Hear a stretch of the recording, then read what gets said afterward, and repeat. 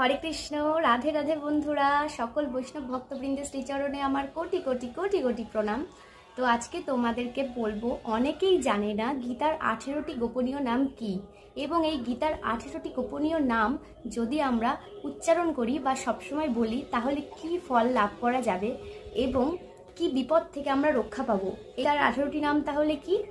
গীতা গঙ্গা, সাবিত্রী সীতা, সত্যা পতিব্রতা, ব্রহ্মাবলী ব্রহ্মবিদ্যা, ত্রিসন্ধ্যা মুক্তিগেহিনী, অর্ধমাত্রা চিদানন্দা, ভবগ্নি ভ্রান্তিনাশিনী, বেদত্রয়ী পরানন্দা, তত্ত্বার্থ জ্ঞানমঞ্জুরি। তো এই 18টি নাম যদি তোমরা গীতা পাঠের পর উচ্চারণ করো তাহলে তোমাদের মাহাত্ম্য পাঠ করাও সম্পূর্ণ হবে।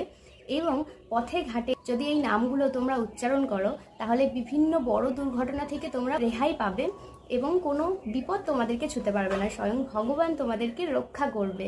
আর একটা টিপস তোমাদেরকে দিয়ে রাখি, যে বাড়ির পরিবারের সদস্য কেউ যদি কখনো বাইরে যায় বা কোনো আপনাদের সন্তান যদি কেউ স্কুলে গেল বা অন্য কোথাও গেল টিউশনে, তো তার কাছে সবসময় একটা ছোট্ট পকেট গীতা দিয়ে দেবেন। তো এই পকেট গীতাটা দেওয়ার মানে হচ্ছে যে আপনার বাড়ির লোক যদি বাইরে যায় সে সুস্থ সবলভাবে বাড়িতে ফিরবেই ফিরবে।